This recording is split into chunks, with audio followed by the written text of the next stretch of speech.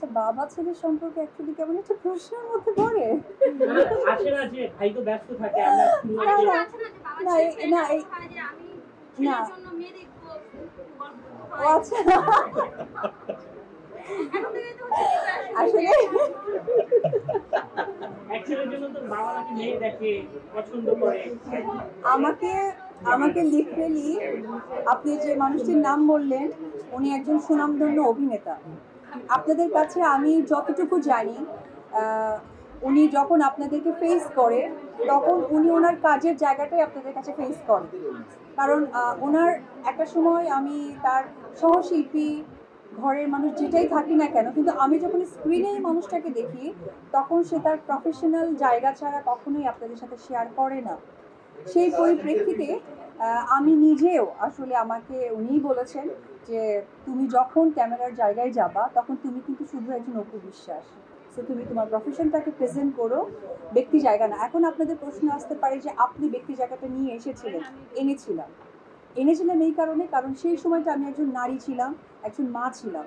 কারণ আজকে আপনাদের কাছে আমি একজন চিত্রনায়িকা অপু বিশ্বাস, আমি ওর কাছে দিদি, আপনাদের কাছে ঝালুইট কুইন, সব কিছু মিলে আমার মনে হয় যে ব্যক্তি জায়গাটা যেহেতু উনি নিষেধ করেছেন, সো আমি এটা আনতে চাই না।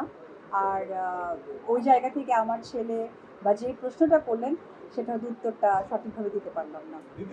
একটা অবশ্যই ভালোবাসার মানুষের ভালোবাসা পেয়ে সুন্দর হয়েছে, এবং এখানে যে মানুষগুলো আছে অনেকটা সময় ধরে ওয়েট করেছে, কিন্তু যখন আমার কথাটা শুনেছে কারো মনে সেই কষ্টটা, দুঃখটা, ক্ষোভটা সৃষ্টি হয়নি।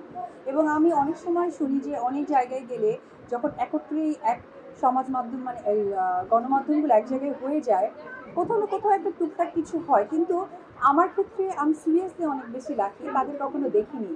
তো সৌন্দর্য রহস্য আমার মনে হয় যে সকলের ভালোবাসা।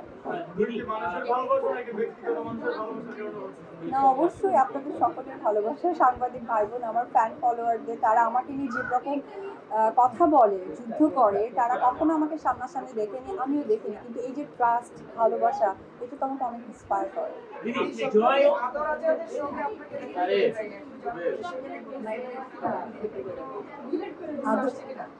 আচ্ছা, আদর আজাদের যেহেতু কথাটা বললেন, আমার মনে হয় এই মানুষগুলোকে ঠিক ডাকা হবে, তখন সেই কথাটা তখন বলবো। দিদি জয় ও আমাদের সাকিবের সাথে গল্প কেমন? মানে জয় হ্যাঁ, বাবা ছেলে